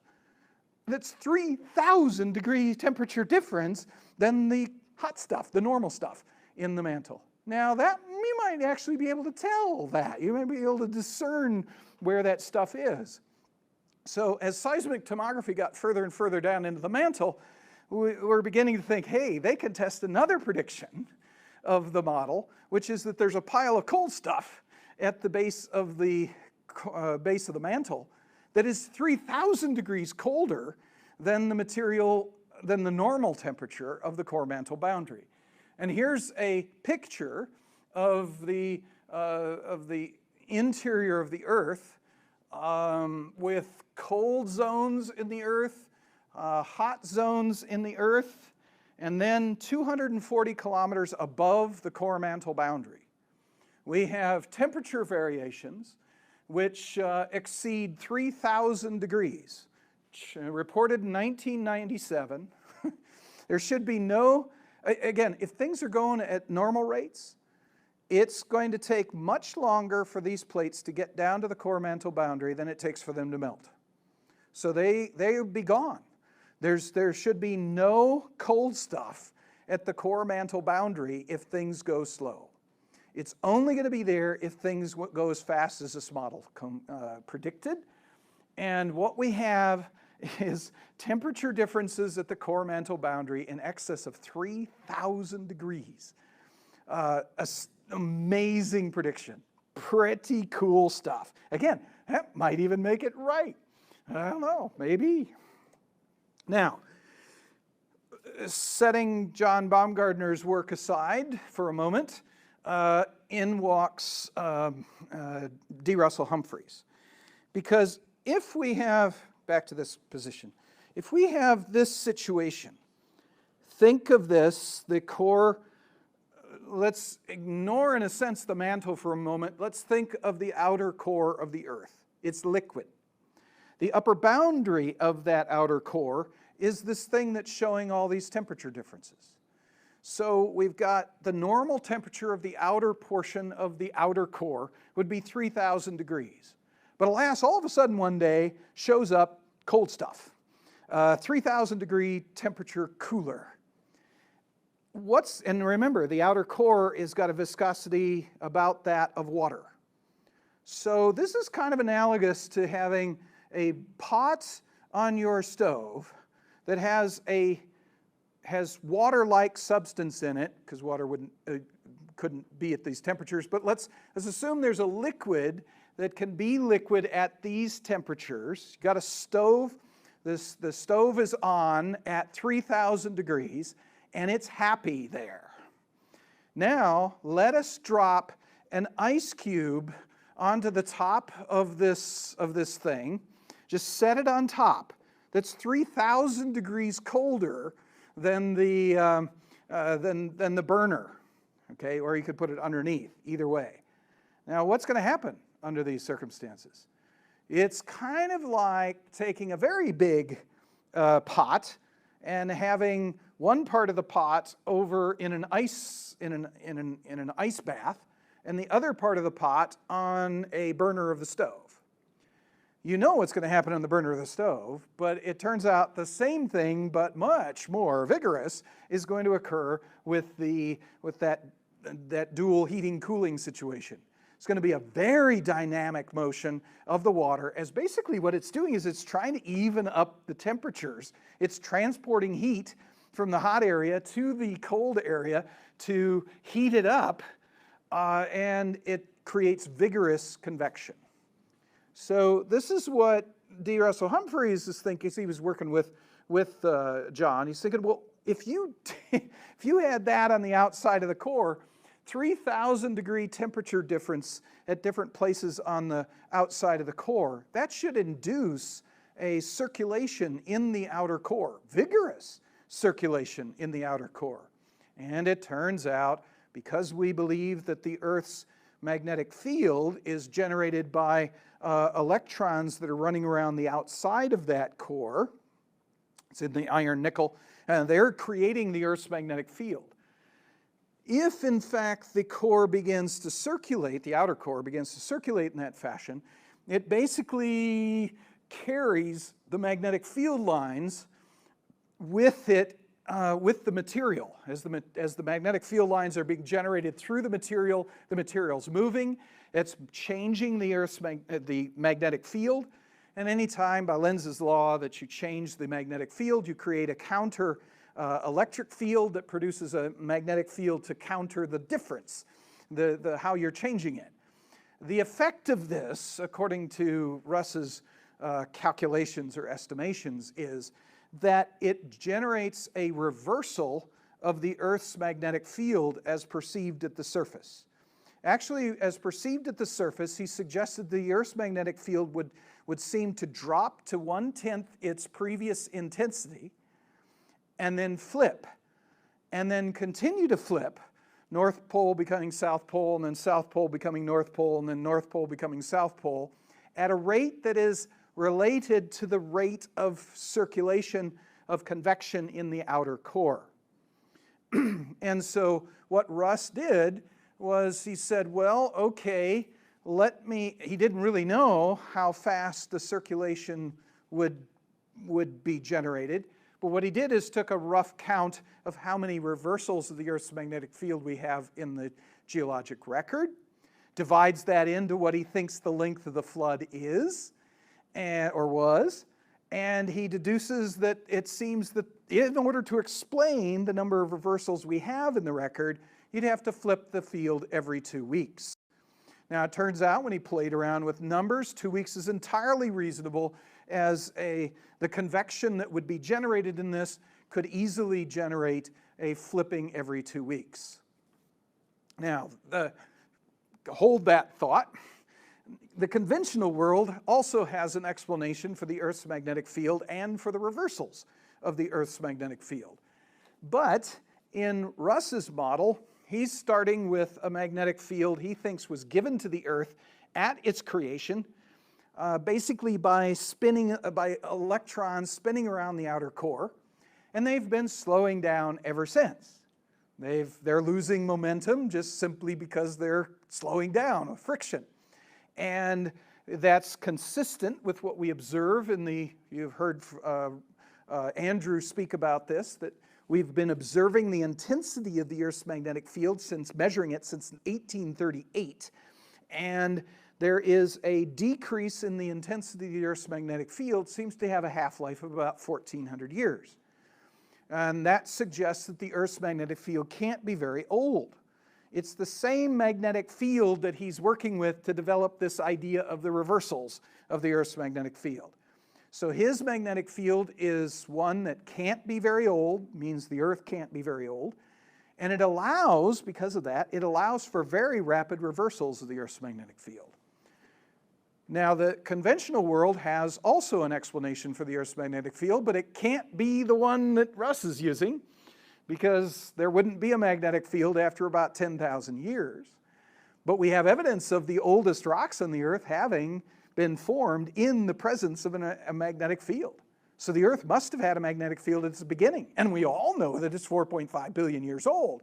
So you've got to have a magnetic field that has been maintained somehow for 4.5 billion years. And so they've developed things called dynamo theories, based upon basically the spin of the Earth is driving these things. and it allows the magnetic field of the Earth to persist for billions of years.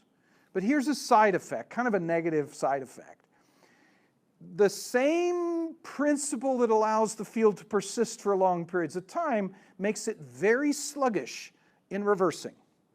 That in fact, in order to get it to reverse, they have mechanisms to get it to reverse, it requires at least 1,000 years to reverse. And to reverse back another 1,000 years. So here we have two models for the explanation of the Earth's magnetic field reversals. One that says they're occurring every 2 weeks. In other words, it only takes 7 days a week or 14 days to reverse. The other one says it takes 1,000 years. So there are pretty big differences in, let's say, predictions about the speed that the Earth's field reverses. How do you test it? There is a way to test it. And Russ suggested the way to test it, the way to determine if his theory was right and the other theory was wrong. And here's the idea. Let's say we have a lava flow flows across the surface of the Earth in the presence of the Earth's magnetic field. Let's say at the place that it is occurring, that it is flowing across, the Earth's magnetic field lines point in this direction. In other words, north is in that direction, and it looks like, what, it's about 60 degrees north latitude is where this particular rock is formed. The magnetic minerals that are within the lava will orient themselves in the direction of the Earth's magnetic field because it is a lava. They are free to rotate in whatever direction they want to go, and so they line up in this fashion. Now the lava begins to cool. Cools from the base up and the top down. So that over time you get cooling here, cooling there. That freezes these particular magnetic minerals at the bottom and the top. So if the magnetic field changes, they are stuck in that original orientation. But let's say before the center of this heats up or cools off, that the Earth's magnetic field flips. If it flips at that point, the little guys in the inside, the magnetic minerals in the inside, will now orient with the new magnetic field of the Earth. When the whole thing cools, you'll have this really weird situation where one lava flow has one particular magnetic orientation on the top and the bottom, and has an opposite orientation in the middle. Now, given that we know how fast it takes a lava flow of a particular thickness to cool, we can then determine how fast the flipping must have been for this to occur. Since Russ was believing that the magnetic field flipped in about 2 weeks, he could then work backwards and say, well, if we look for a 1.5 foot thick basalt lava flow, that should cool in just the right amount of time to capture a reversal if the reversal occurred in the middle of the cooling. I mean, you've got to probably have lots of lava flows before you get one that's just at the right time to have the reversal right in the middle of the cooling process. But that was a prediction he made in 1986. And in 1988, two geologists working in Steens Mountain, Oregon, which is a pile of basalt rocks, kilometers of basalt rocks, but most of them lava flows that are about 18 to 24 inches in thickness, discovered a lava flow, one particular unit, that showed this feature. And based upon the thickness of the lava flow, these are unbelievers, they didn't know a thing about Russ's prediction, never heard of it. If they had, they probably would have gone and studied something different. But they knew nothing about this prediction. They studied this, realized that it indicated a very rapid reversal of the Earth's magnetic field. They sent a paper in for publication. The paper was rejected because the ones reviewing the paper, astrophysicists said, or geophysicists said it was absolutely impossible that the Earth's magnetic field could flip that fast. Therefore, this is bunk. Somehow this is wrong. Well, these two guys are field geologists. You have to understand there's a big difference in geology between the field geologists and the armchair geologists. The two don't like each other terribly well. And these two guys responded by, well, I'm going to go out into the field and find and look for more. So they're going to prove them wrong. They went back to Steens Mountain, found another lava flow that showed the same thing. It took them a number of years, but by 1992 they were able to publish their paper arguing that, that the Earth's magnetic field flipped in 14 days, which is somewhat close to 2 weeks. You know, by my calculation, I think that seems yeah, it's kind of close. So they have this caveat in the paper, and you could tell that they had to put it in because of the reviewers. You know, we don't understand how in the world it flipped this fast, but here's the data. I mean, it's the actual physical data that it flipped that fast. Now, this is really powerful. Not only was this a prediction, which was borne out later, but if it's true, it means the other model doesn't work because it requires 1,000 years to reverse the magnetic field. You can't preserve it that way. That means those models don't work. There's no model left for the Earth's magnetic field except the one Russ was using, which requires the Earth's magnetic field to be less than 10,000 years old. Since the oldest rocks on the Earth have evidence of having a magnetic field in existence when they formed, that would mean that the oldest rocks on the Earth are less than 10,000 years old. This means that the Earth is less than 10,000 years old.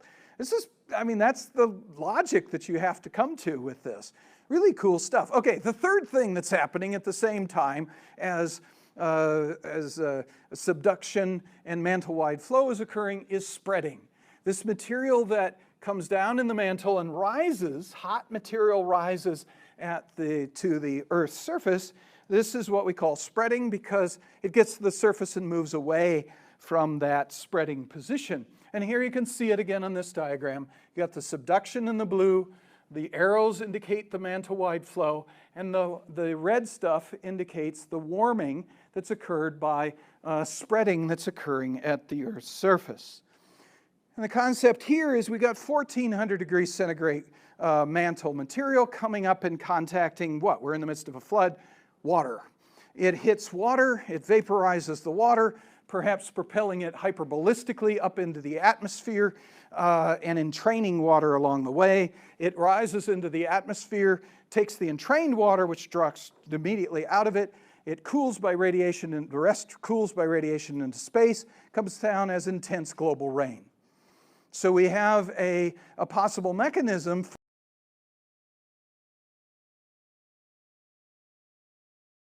Now the fountains would be along the spreading zones, which is basically a 50,000 mile long line, basically kind of like the threads on a baseball. Twice around the Earth is the total distance of it. So imagine a geyser 60,000 miles wide, high, and 50,000 miles, 60,000 feet high, 50,000 miles long around the Earth, all going off at the same time, dumping rain, water. It's not really rain because it doesn't go up and create clouds and rain down. So it's a completely different kind of a water addition mechanism to the Earth.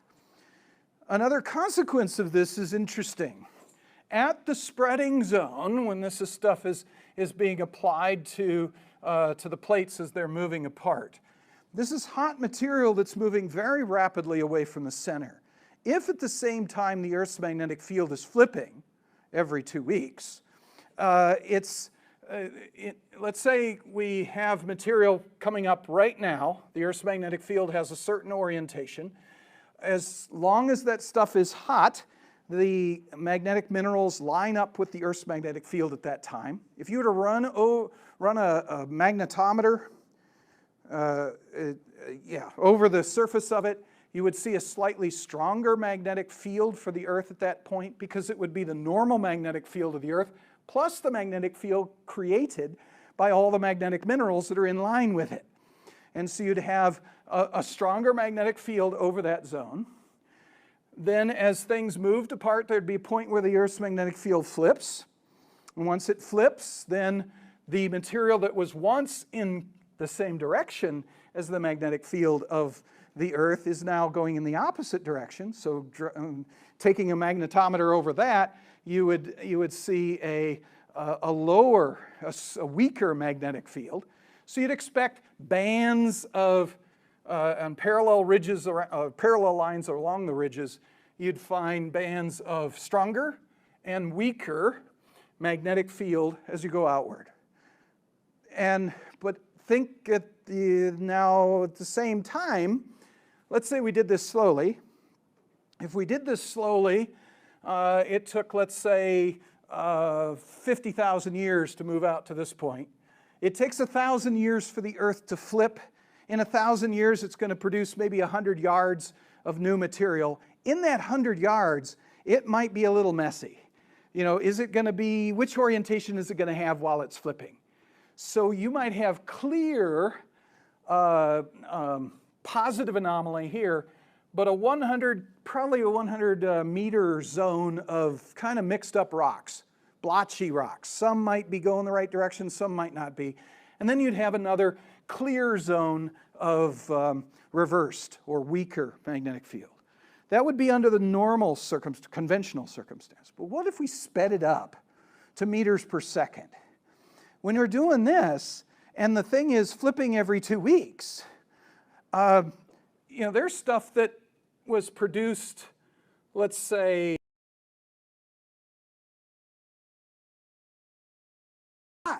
some of it's cool because it's been cooled with the water, but it's been cooled discontinuously. So you would expect what Russ predicted is that there should be a very blotchy magnetic field everywhere. That if you drill down in these rocks over here, you'd find zones or areas which was normal, and then zones where it was reversed, and then zones where it was normal again, because it was going too fast to have a uniform, rather than 100 yards of blotchy, you'd have everything's blotchy, with more normal in the middle there, more counter in the next, but blotchy nonetheless. This was and what we found is that every drill hole that's gone into these rocks show, and they take the magnetic orientation sometimes every 6-8 inches in the drill hole. We find blotchiness on every single drill hole. So in a normal mode, you might expect, what's the probability of hitting one of those blotchy things? It's 100 yards versus 100 kilometers or something like that. It's pretty low probability. But in the creation model, in this accelerated model, you'd expect the blotchiness in every single borehole, and that's what we observe. In addition, it might explain why these patterns aren't pretty, clear zones. They're themselves, even at a large scale, they're blotchy. This might be because of the speed of this whole thing. In addition, this rapid upwelling, this rapid motion of material up into to the surface, could explain things we encounter in the geologic column known as flood basalts. Andrew referred to them a couple of times. These are slits in the Earth's surface, out of which poured unimaginable volumes of magma.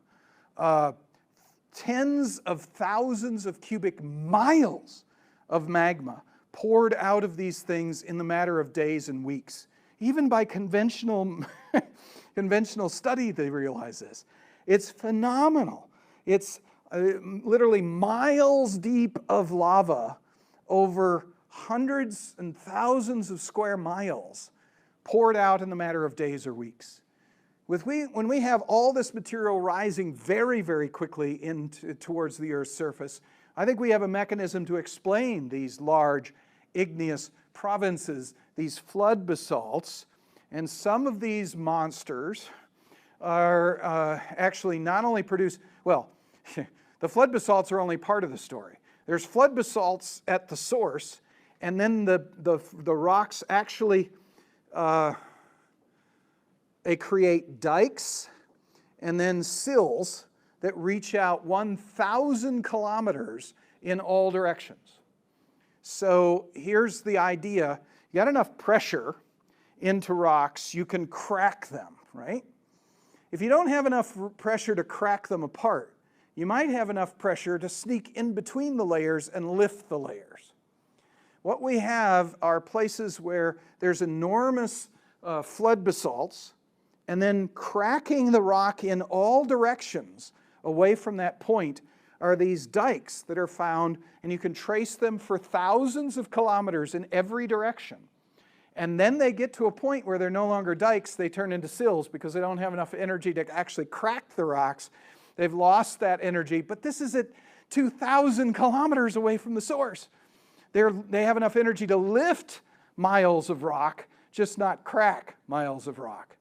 We have one of these, for example, camp is centered in what is now West Indies, and it's cracking rocks all the way through the state of Washington, and it's lifting rocks in Alaska. And the evidence is that the same event is cracking rocks through Europe and lifting rocks in Russia.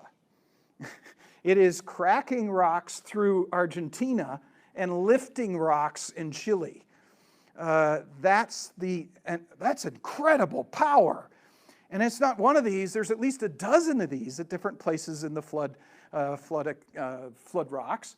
And this model would give us the energy necessary to explain these features that can't be explained any other way. In addition, we have these kimberlites. We have these rocks that contain diamonds. What are the conditions to make diamonds? I said it before, you need the right pressure. These things are coming from great depth, but we got to get them to the surface very quickly. There's a diamond source in Canada where we got basically a hole in the ground. We got diamonds scattered all over the ground around the hole. And we know, I looked at the paper, it's really cool. You can take out a piece of, take your napkin and figure this out. It's really cool. I said, what would be necessary? They've got the information. How fast the kimberlite came up through the pipe to get to the surface from 10 kilometers depth to the surface, to get there between 5 and 10 hours after production. It came up so fast that it shot right out of the pipe into the atmosphere, exploded under the low pressure of the atmosphere, and rained diamonds over an area tens of miles around the hole. Well, the information is in the paper, and I calculated how fast the stuff would have to be coming out of the pipe. And it's analogous to having a vertical railroad where each railroad car is carrying, so let's take a coal train, which carries 88 tons of coal in each car of the train. And how fast do we have to have the train moving out of this hole to, in fact, account for this? It needs to move at 60 miles an hour vertically, straight up in the air, in order to get enough material out of this hole high enough to explode in the atmosphere and rain down diamonds. Now, not everything explodes out of the surface. Many of them get stopped before they get to the surface. They ram their way up through rocks, but then lose their momentum before they get to the surface, and they leave the diamonds right there in cold rocks. But the kimberlites cannot be formed slowly. They are formed with incredible speed. And again, in this mechanism, in this model, we have the way to explain things like kimberlites. Another side benefit of this is that we perhaps have a way to explain why the world was covered with water. This spreading is changing the Earth from the pre-flood condition, where we had cold continental crust and cold ocean crust. And what we're doing during the flood is we're pulling the crust apart. We're having hot mantle material come into the place of the cold crust that was there. The hot material, because it's hotter, occupies more volume. In the present ocean, hot material sits 1.5 kilometers higher than cold material does in the same ocean. So you're taking let's say you had a full ocean. Now, in time, you're going to replace all the cold crust with hot crust. You're basically going to take the bottom of the ocean and raise it 1.5 kilometers, a mile. You're going to take the bottom of the ocean and raise it up a mile. That's going to push the water out of the oceans. Add to that 5% of the, on the average, of the mantle magma is water by volume. Add some juvenile water that hasn't been on the surface of the earth before, and in the fact that the oceans occupy 70% of the surface area of the earth, we could easily raise ocean 1 mile over the continents.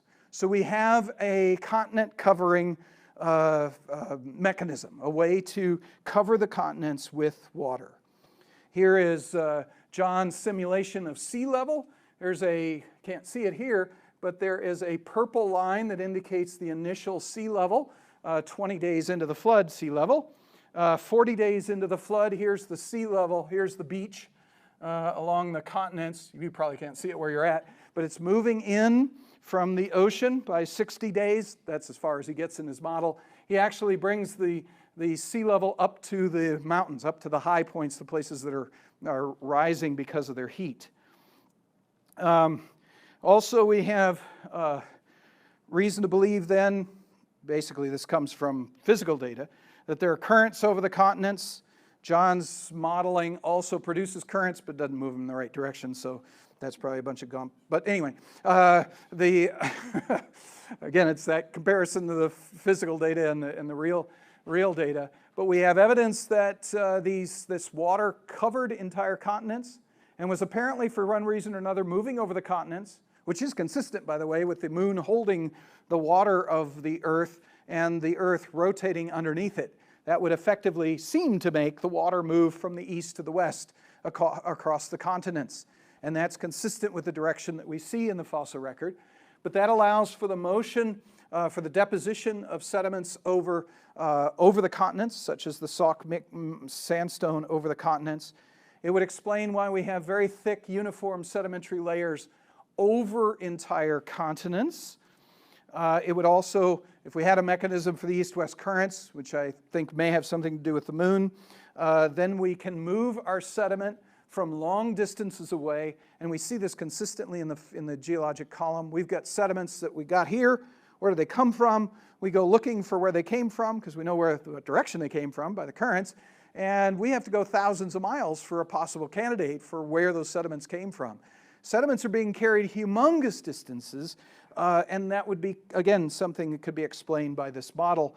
It also could explain the abundant, well-preserved fossils that we find in the world. So as powerful as plate tectonics is, and it's awesomely powerful, it is so cool, is such an amazing model to explain the Earth's geology. It explains so much, so many things. Catastrophic plate tectonics, just a slight modification of plate tectonics, just speed it up 3 billion times, and you can not only explain all of these things, but you can explain all the things here in red. Not only do you have magnetic striping you can explain, but the blotchiness of it. Not only can you explain the mantle velocity anomalies, the seismic tomography evidence, but the fact that you have deep mantle velocities anomalies, which you didn't expect in the other model. You can not only explain flood basalts, but kimberlites. You can explain the magnetic field intensities, didn't get into that. The rapid magnetic reversals. You've got mechanisms for thrust faults, detachment faults. You can explain high pressure, low temperature minerals. You can explain some things I didn't get to. See, the talk isn't long enough. And we also have potentially an explanation for other things that are attractive to us as creationists. It explains why the flood came to be, where the waters came from. It may explain what the windows of heaven are, what the fountains of the great deep are. It may ultimately help us explain regional metamorphism and several other things. This is an awesome model for the explanation of the Earth's geology due to the flood. Thank you.